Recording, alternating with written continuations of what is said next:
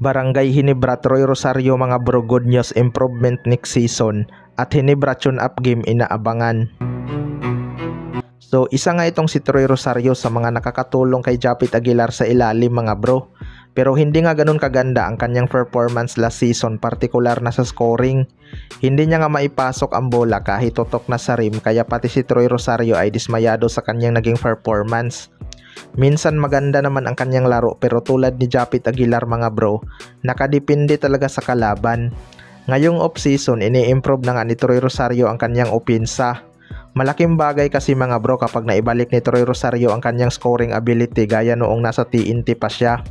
Deadly na wing nga itong si Troy Rosario noon, pero dahil na-trade ito sa Blackwater Bossing noong nagka-injury, bumaba talaga ang kanyang kumpiyansa. Mabuti na lang talaga at napunta siya sa kanyang dream team na Barangay Hinebra, kaya bumalik ang kanyang gana sa paglalaro. Kitang-kita naman natin last season yung kanyang gigil mga bro, pero kailangan niya ngang iwasan yung ganun ka-aggressive sa depensa dahil nagiging foul trouble nga siya, which is ayaw nating mangyari dahil malaking kawalan talaga ang depensa at hustle ni Troy Rosario sa painted area kapag na foul trouble siya dahil siya nga ang nagiging point of attack ng kalaban. Kailangan talaga matuto si Troy Rosario kontrolin ang kanyang emosyon para magtagal siya sa court. Sa kabilang banda naman mga bro, Barangay Hinebra tune-up game inaabangan. Dahil ilang araw na lang mga bro, magsisimula na nga ang bagong season. Nagsimula na rin ang mga tune-up game ng mga team. Una ngang naglaban ang Inlex Road Warriors at Phoenix Fuel Master mga bro.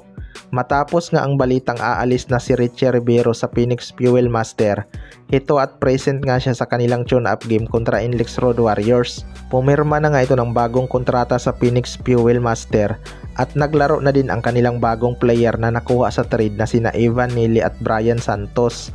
Sinundan naman yan ng Rain or Shine at Converge Fiber Xers.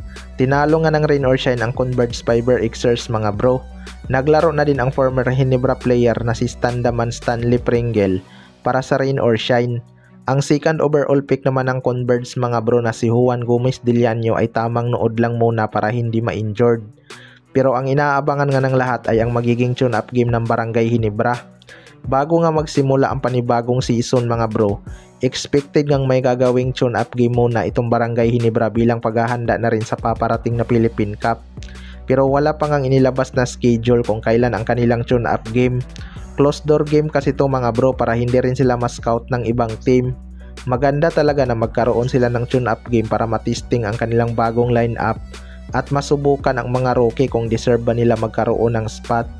Kayo mga bro, ano masasabi nyo tungkol dito?